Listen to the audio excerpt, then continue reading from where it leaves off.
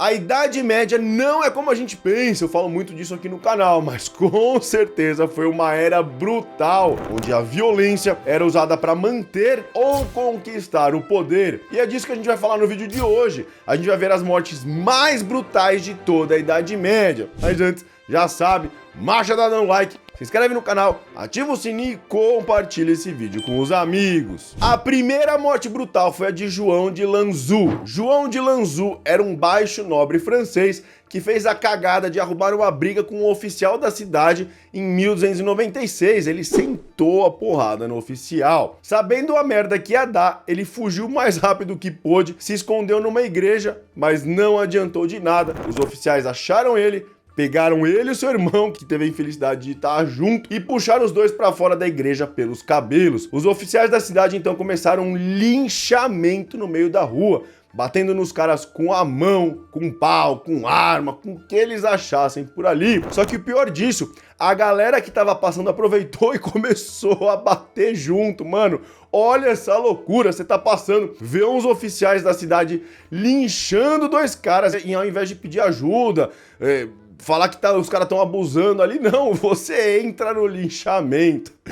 Essa é a Idade Média, bizarro. O irmão de João morreu ali na porrada, mas o João conseguiu sobreviver de algum jeito e ele foi jogado na prisão. Lá, os oficiais, ainda não satisfeitos com o linchamento popular, ainda torturaram o João até a morte, arrancando a planta dos seus pés e os tendões das suas articulações. Puta que pariu! Moral da história, se você voltar pro passado, não arruma confusão com as autoridades, senão você tá na roça. Uma palavrinha do patrocinador. Já pensou em prestar concurso público? O Estratégia Concursos é o curso que mais aprova em concursos públicos no Brasil. Você encontra material de alta qualidade e aulas com professores especialistas, com larga experiência em provas de concursos. Simplesmente, os professores que mais aprovam. O material é completo e tem uma linguagem simples que permite qualquer um entender o conteúdo e acertar as questões das provas. Os concursos públicos oferecem salários iniciais maiores que das empresas comuns,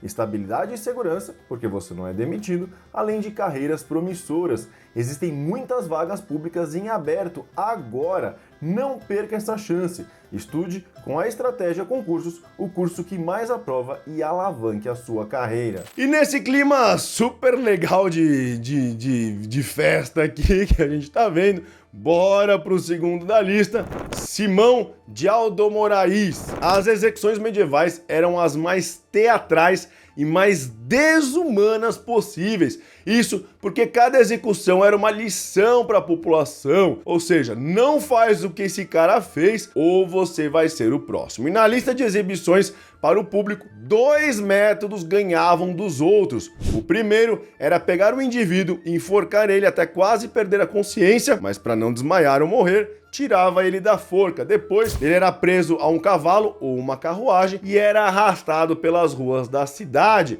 para mostrar para todo mundo ali a sentença. No fim, o coitado ainda era esquartejado lentamente enquanto ainda estava vivo. Se o carrasco tivesse animado, o cara era queimado antes de ser esquartejado. Mas se o carrasco tivesse entediado ali, querendo acabar logo, o cara seria decapitado para acabar com aquele show de horrores. Já o segundo método era chamado de quebrar na roda e pode ser o mais famoso método de tortura medieval. Você com certeza já viu uma imagem de alguém preso a uma grande roda de madeira sendo torturado. Nessa roda, a pessoa era amarrada pelas pernas e pelos braços e o carrasco usava alguma arma de contusão para ir batendo e lentamente quebrar cada parte do corpo do condenado até ele morrer. Mano, brutal, né? Inimaginável hoje em dia. Mas e se eu te disser que teve um coitado que sofreu os dois métodos que eu contei aqui juntos? Em 1302, Simão de Almoráis foi condenado a, primeiro, ter os seus membros quebrados na roda, depois ser enforcado até quase perder a consciência,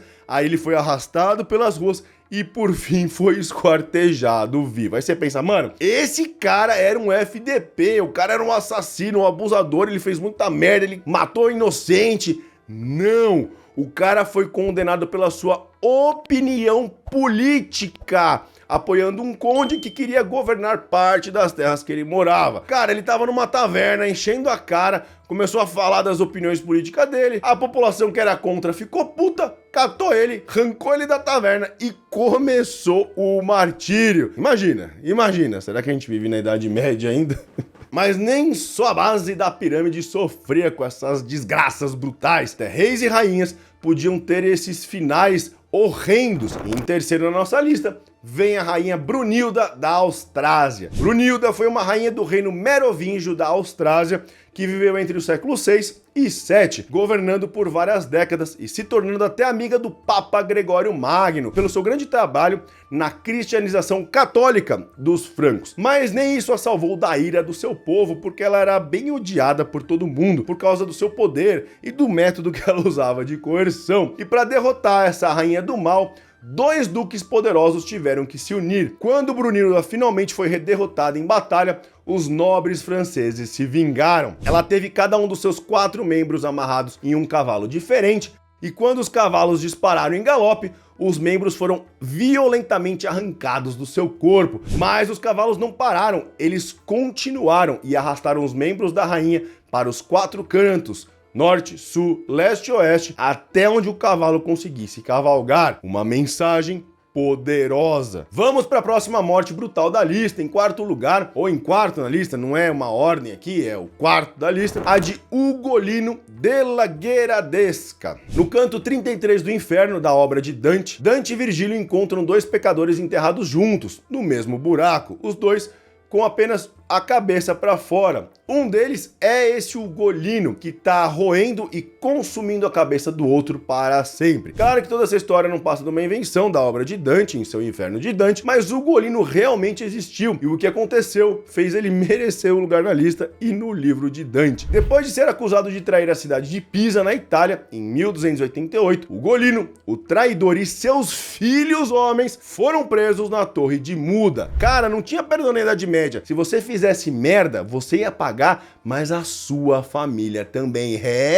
Cara, o bagulho era doido. Eles ficaram presos por 1 ano, até que em 1289, o arcebispo que comandava a torre, em vez de enviar soldados com comida para os presos, como sempre, falou assim: quer saber? Fecha a torre, joga a chave fora e vamos deixar o Ugolino e seus filhos morrerem de fome. A lenda diz que no fim, Ugolino roeu até os ossos dos filhos, no desespero da sua fome. Que merda, que forma brutal de matar alguém. Em quinto lugar, em quinto na lista aqui, cara, isso me lembra muito o estilo Game of Thrones, mas por acidente, porque são os bailarinos no Baile dos Ardentes, em 1393. Esse banquete medieval pegou fogo, literalmente. Bom, a rainha Isabela da França resolveu fazer um banquete e a corte dela queria participar, queria ajudar na organização. Um dos caras que estavam organizando era o conselheiro real Hugo de Guizet, e ele teve a brilhante ideia de fazer uma encenação tradicional dos casamentos medievais, trazendo atores e dançarinos vestidos como bestas animais ali, meio com símbolos fálicos e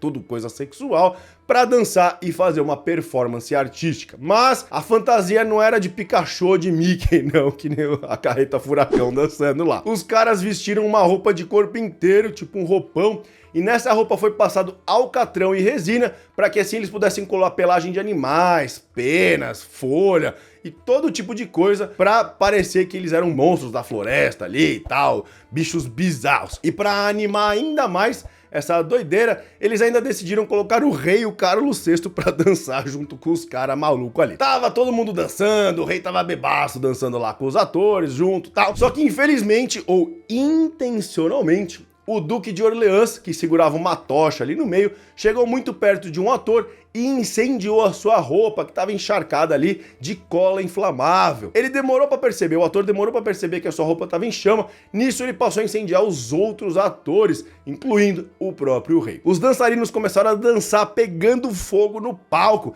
sem ter o que fazer, a galera ficou olhando aquele inferno começar. O rei foi salvo por uma duquesa, que rapidamente apagou o fogo do rei, cobrindo ele com a sua saia.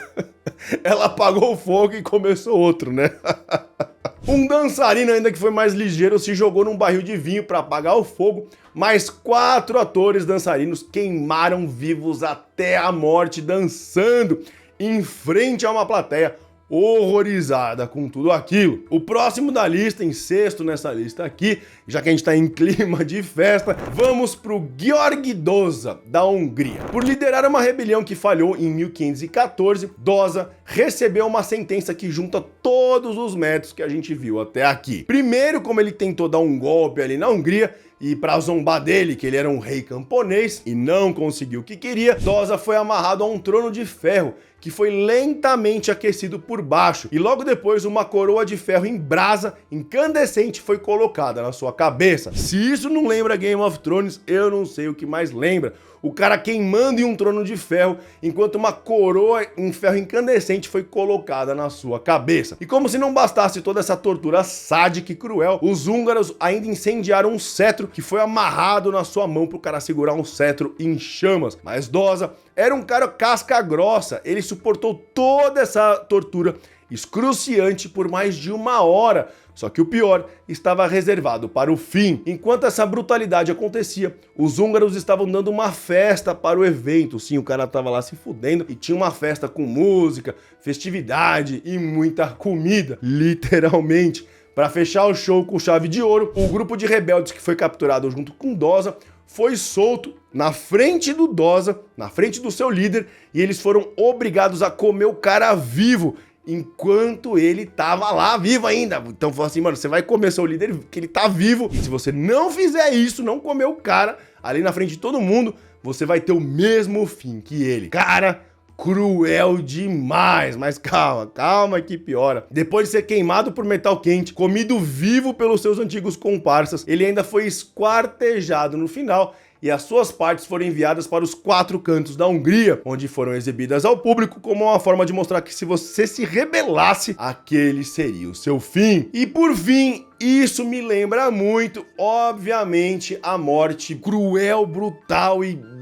desgraçada de William Wallace. Sir William Wallace foi um cavaleiro escocês da virada do século XIII para o XIV, e ele foi um dos grandes responsáveis pela independência escocesa contra a tirania dos ingleses. Wallace foi traído por um dos seus, preso, e sua sentença serviu para mostrar para os escoceses que os ingleses estavam ali, não sairiam, e que quem se rebelasse teria o mesmo fim. Em 1305, Wallace foi tirado da sua prisão à força, sua roupa foi arrancada, ele ficou nu, amarraram ele num cavalo, ele foi arrastado até um outro bairro, onde ele foi enforcado até quase perder a consciência, da mesma forma que a gente já viu aqui. Depois ele foi amarrado em uma mesa, ele foi castrado, e não é do jeito bom, ele arrancaram as bolas do cara, ele teve a sua barriga aberta, as suas entranhas foram tiradas enquanto ele ainda estava vivo, vendo aquilo, queimaram as entranhas dele na frente dele enquanto ele ainda estava vivo, e quando ele estava quase morrendo, ele foi finalmente decapitado, o seu corpo foi esquartejado e suas partes foram espalhadas pela Escócia para lembrar a todos o que aconteceu com aquele revoltoso. Quer saber tudo sobre a história de William Wallace, um dos maiores heróis da Idade Média? É só clicar nesse vídeo e saber tudo sobre o cara do filme Coração Valente. Falou!